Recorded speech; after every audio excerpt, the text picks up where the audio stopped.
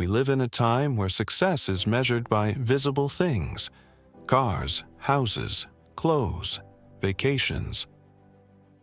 But Morgan Housel, author of The Psychology of Money, reminds us of a deeper truth. The most important relationship you'll ever have with money is not with your bank, your salary, or the market. It's with your own mind. And that relationship can either push you forward or hold you back. Here are 5 powerful lessons I've taken from The Psychology of Money that can help you move forward in your financial life. Lesson 1. Freedom is the most underrated form of wealth. Most people think they want money. But if you ask the right question, you'll realize what they really want is this: the time to choose what to do with their life. The highest dividend money pays is the ability to control your time. Think about it. What's the point of earning more if you can't go for a walk whenever you want? If you're stuck in a job you hate? If you're never really present for your children? Freedom isn't about doing nothing. It's about choosing. Choosing when, how, where, and with whom you work. That's what wisely managed money gives you.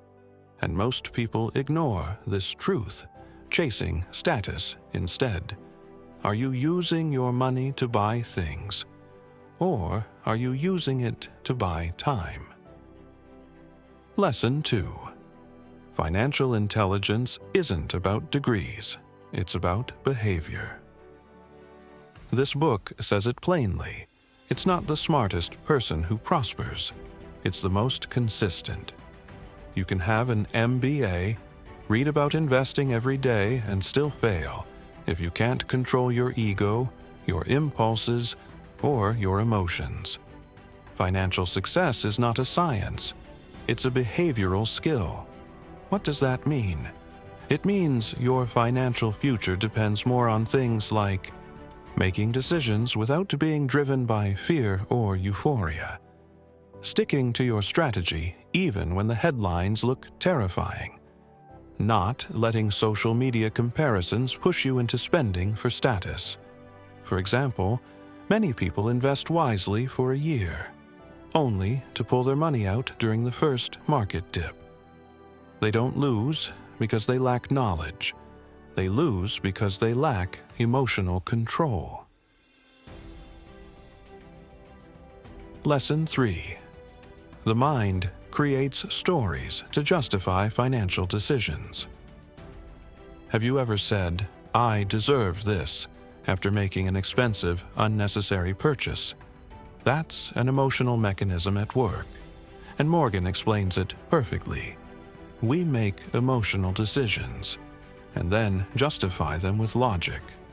That's the real power and danger of the psychology of money.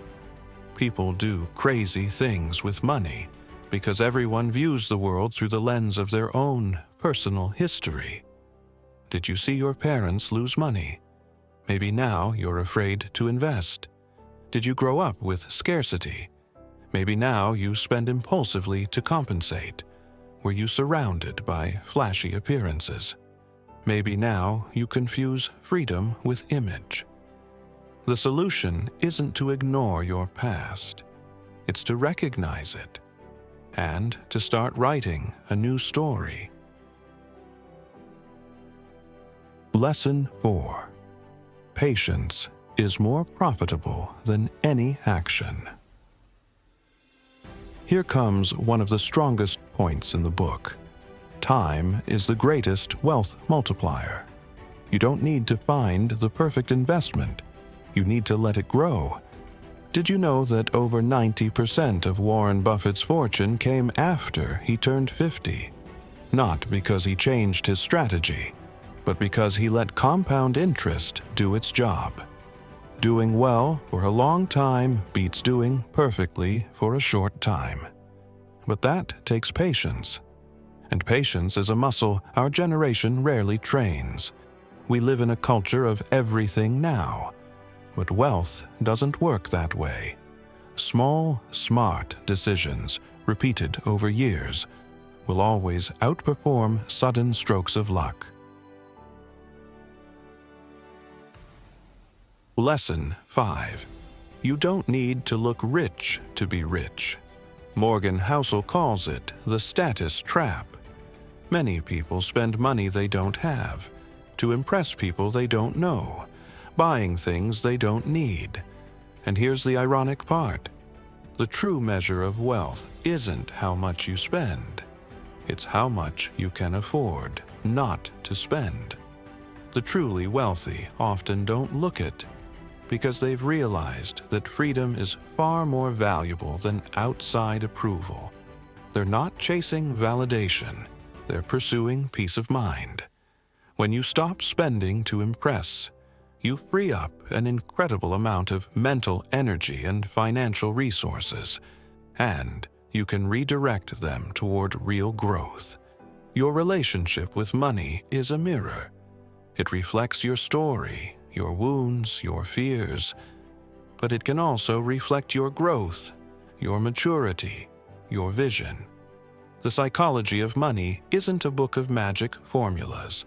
It's a call to self-awareness, to do the inner work, to build a mindset that can actually hold on to wealth once it arrives. Because as Morgan Housel says, you're not truly successful with money until you can sleep peacefully at night.